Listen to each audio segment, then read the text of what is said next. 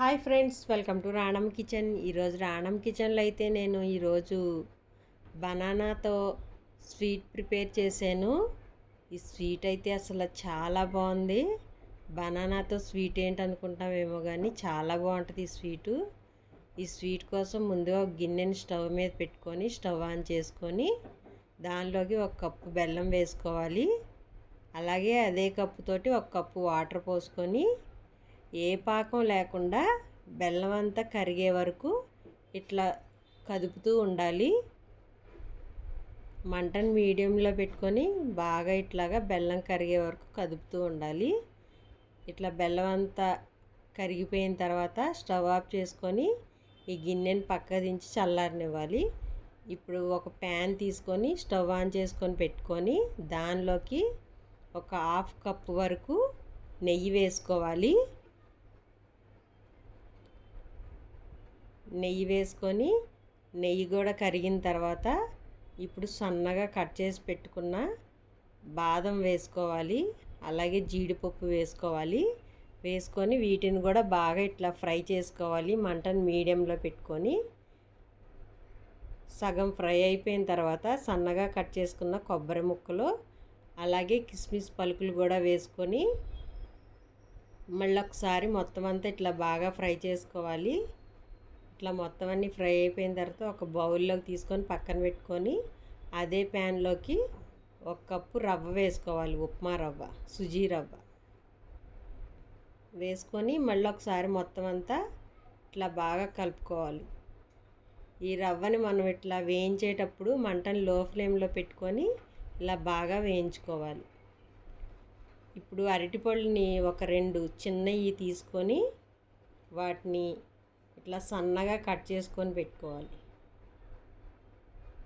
నేను తీసుకున్నవి అయితే yellow colour అరటిపళ్ళు 2 తీసుకున్నాను. పెద్దదైతే ఒకటి సరిపోతుంది. ఇట్లా వీటిని సన్నగా కట్ చేసుకొని పక్కన పెట్టుకోవాలి. ఇప్పుడు ఈ రవ్వ కూడా వేగిపోయింది. ఇప్పుడు ఈ రవ్వలోకి మనం కట్ చేసి పెట్టుకున్న ఈ అరటిపళ్ళని వేసేసుకోవాలి. వేసేసుకొని మొత్తం అంతా ఇట్లాగా తిప్పుతూ మధ్య మధ్యలో ఇట్లా వీటిని కట్ చేసుకుంటూ ఉండాలి. కట్ చేసుకుంటూ ఉంటే మెత్తగా అయిపోతాయి. ఇట్లా బాగా కట్ చేసుకుంటూ ఉండాలి కదుపుతూనే. ఇట్లా బాగా వేగిపోయిన తర్వాత ఇప్పుడు మనం రవ్వ ఏ కప్పుతో తీసుకున్నామో అదే కప్పుతోటి 2 కప్పులు వాటర్ పోసుకోవాలి. వాటర్ పోసుకొని మళ్ళీ ఒకసారి సమానంగా మొత్తం అంతా ఇట్లా కలుపుకోవాలి. అక్కడక్కడ ఉండలు కట్టినట్టు కనిపిస్తుంది కదా, అది బనానా, రవ్వ కాదు, ఉండలు కట్టింది. బనానా పలుకులు అట్లా కనిపిస్తున్నాయి. ఇట్లా మొత్తం అంతా కదిపేసుకొని బాగా సమానంగా పైన మూత పెట్టి 1 నిమిషం మగ్గనివ్వాలి లో ఫ్లేమ్లో. ఇప్పుడు మనం ఈ బెల్లం పాకంలోకి కొంచెం కలర్ కలుపుకుంటే స్వీట్ కలర్ఫుల్గా ఉంటుంది. లేదు వద్దనుకుంటే స్కిప్ చేసేసుకోవచ్చు. అట్లా కూడా చేసుకోవచ్చు స్వీట్ని. ఇప్పుడు ఈ మూత తీసి ఇప్పుడు ఈ బెల్లం వాటర్ని ఈ రవ్వలోకి ఇట్లా పైన పోసేసుకోవాలి.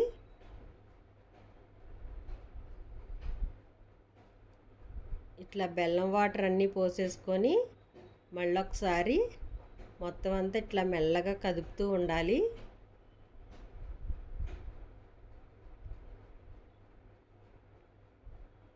ఇలా మొత్తం అంతా బాగా ఎక్కడ ఉండలు లేకుండా ఇట్లా నీట్గా కలిపేసుకొని మళ్ళీ ఒకసారి మూత పెట్టి మగ్గనివ్వాలి. ఇట్లా బాగా మగ్గిపోయిన తర్వాత కొంచెం ఎలైచీ పౌడర్ వేసుకోవాలి. మనం ఫ్రై చేసి పెట్టుకున్న జీడిపప్పు, బాదం కూడా వేసేసుకొని మళ్ళీ ఒకసారి మొత్తం అంతా ఇట్లా బాగా కలుపుకోవాలి.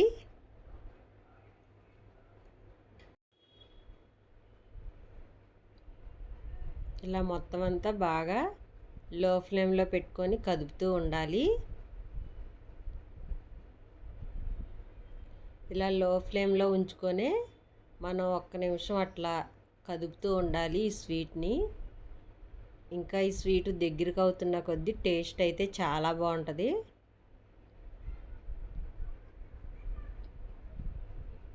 తప్పకుండా ట్రై చేయండి. బనానాతో స్వీట్ ఏంటి అనుకోవద్దు, చాలా బాగుంది టేస్ట్ అయితే. పిల్లలు అయితే బాగా ఎంజాయ్ చేస్తారు ఈ స్వీట్ తోటి. ఇట్లా బాగా కదుపుతూ ఉండాలి. ఇలా మొత్తం అంతా కదిపేసుకొని ఇంకా స్టవ్ ఆఫ్ చేసేసుకొని సర్వింగ్ బౌల్లోకి తీసేసుకోవడమే. చూసారు కదా, ఇట్లా డెకరేషన్ చేసుకుంటున్నా నేనైతే.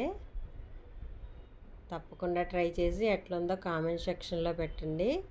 అలాగే కొత్త వాళ్ళు ఎవరన్నా ఛానల్ చూస్తే రాణం కిచెన్ సబ్స్క్రైబ్ చేసుకోండి. వీడియో నచ్చితే తప్పకుండా లైక్ ఇవ్వడం మర్చిపోకండి. Thank you.